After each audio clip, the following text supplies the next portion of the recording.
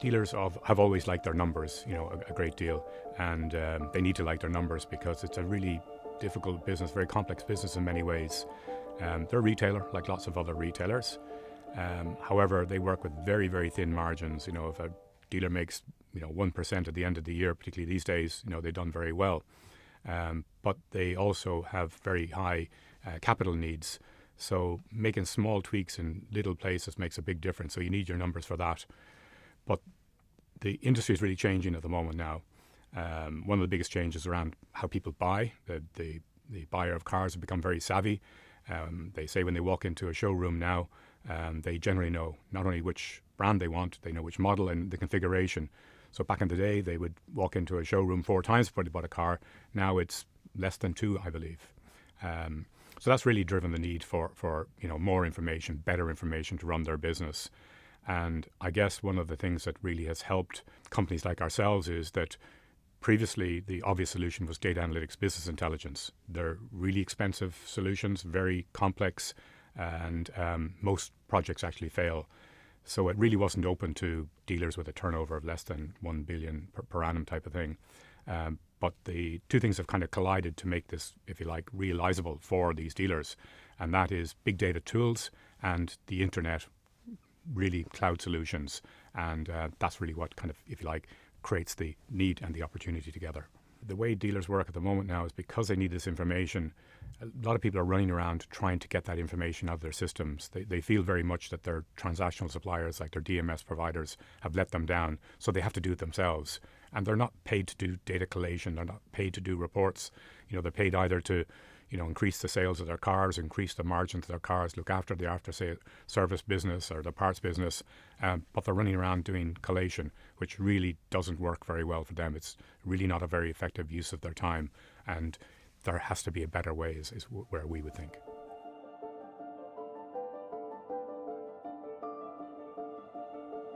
So heretofore, the DMS providers weren't, I suppose, the most facilitating when it came to getting data out of their own systems. And a lot of dealers would be very upset by how much they have to pay to get that data out as well. So we have the same challenge. We have to get the data out.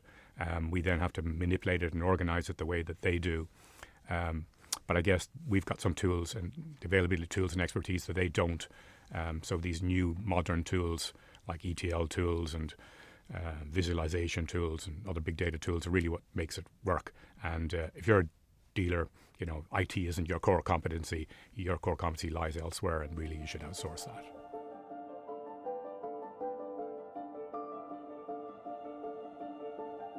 If you were trying to do this yourself, you'd have to go out and buy an on-premises solution from one of the big manufacturers like SAP or Cognos or Oracle or one of these, and it's really complex. But we've actually done that. We've built that in the cloud for our customers.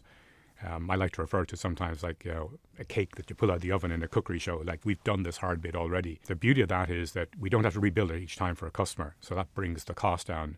Another beauty of it for them is they don't pay for it up front like they would the other ones. They pay for it as they go along. So it's they can get into it at a lower cost. It's much lower risk because they don't have a big capital cost that they might lose if it doesn't work. And the return on investment is much quicker also, because they're only paying it bit by bit and they're getting the benefits, if you like, as they go along. Often when I'm talking to other people in other industries, when we say we're in data analytics, or if I'm talking to a potential investor, they say, oh, another data analytics company. There's like loads of those. And typically what most of those companies do is they have a dashboard, which we do.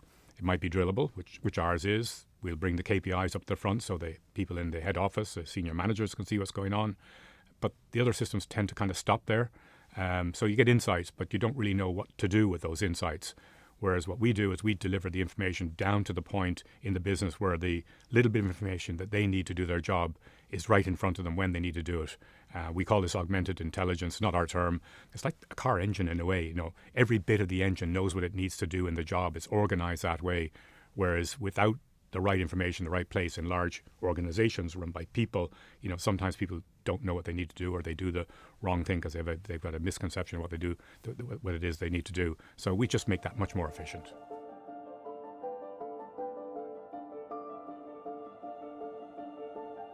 The benefit that our customers get after the system goes live, they tell us, is generally it's the first things they mention is transparency and accountability. At the moment, before they get our system, it's a little bit hard for, the head office people to hold their people to account because they can't really see what they're doing. Sure, they get kind of results in their management accounts maybe a month later when things actually happened, whereas we've got it really there in front of them at the time.